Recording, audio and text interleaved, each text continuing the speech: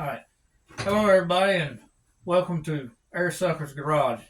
I'm Adam, and I'm with a guest. This is Slade. I'm sure you've seen his How you doing? his YouTube videos, and I just want to interview him a little bit and ask him a few questions.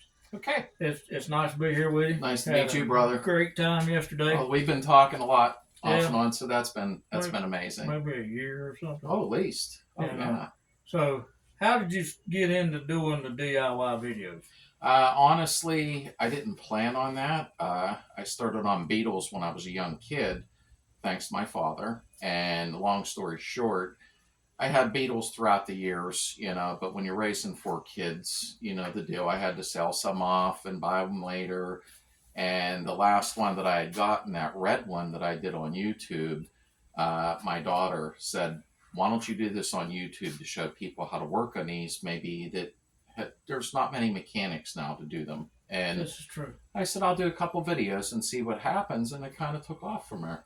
Yeah, and it really took off. And his channel, Slade's VW Beetle, and it took off. And then out of that, it morphed into a community, Yes. a Facebook community. Tell us a little bit about that. Yeah, I'm very thankful for that because, some of the communities, they're really great, but I don't like the bashing. So I thought I'll try to start one and keep that away from ours, which you're a big part of the community. And I thought it'd be nice to have a community because sometimes even a video, you have a couple questions. Something might not make sense to you. I know I'm the same way with things. And the community, I thought I'll see what happens. And I think there's maybe 4,000 people now in there. I can't remember. But it's actually been great. Everybody's helping each other. A lot of the members will take it upon themselves to take control in the community and help somebody intently.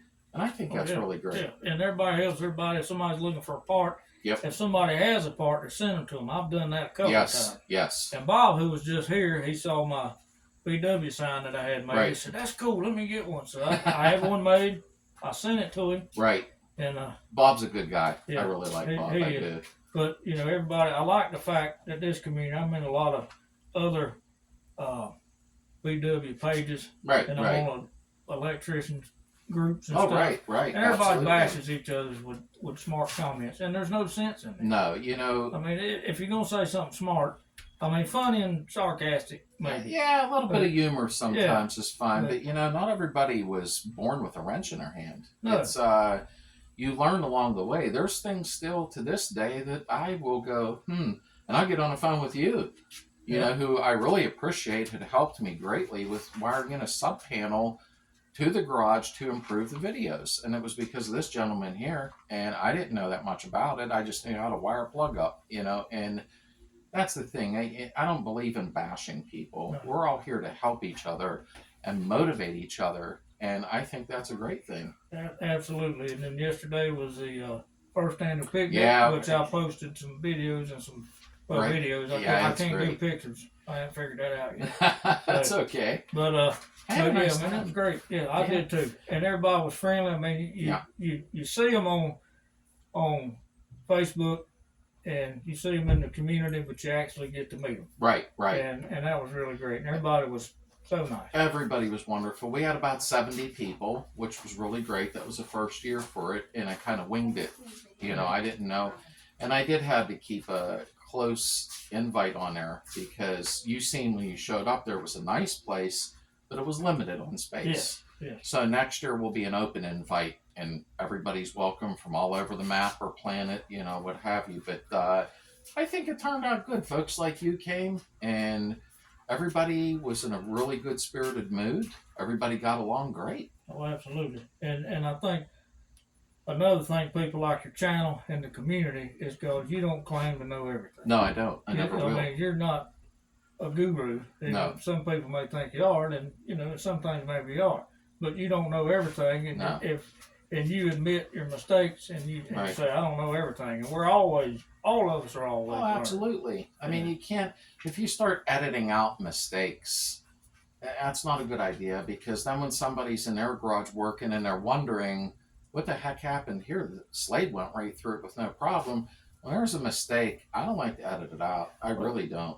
And case in point, when Henry and I were putting in the windows, putting in glass in the 72, I mean, both of us watched videos and watched your videos. And this makes it sound so simple. That couldn't be further from the truth. But we made a mistake on the back window, and I wish I'd filmed it because we put the string in the wrong place, Right, in the wrong groove. Well, we got it figured out. Right. And you were talking earlier about the hard seals. Yes. Well, I got the cheap ones, but we heated them up. Yeah, that made them a little more you kind pliable. of cheated on that when that worked. Yeah, window sills, window rubbers, whatever you want to refer to them as.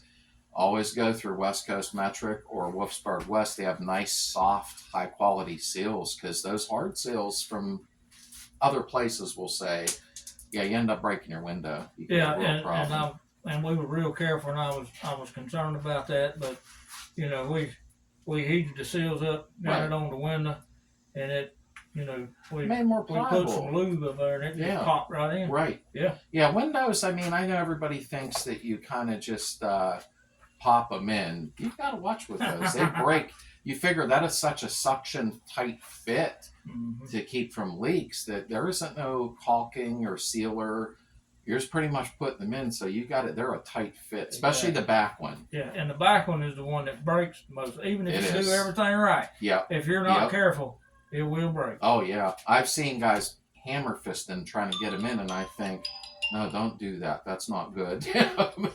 What we did was Henry was on the inside pulling the string, and I was just bumping it. Yeah, when you do you push with your palm like that, and it does make a big difference. It's like if a small child's choking. Yeah, exactly. And same principle. Yeah, you're kind of persuading it a little bit. And that's what we did. Right. And it was a great experience. We don't ever want to experience that again.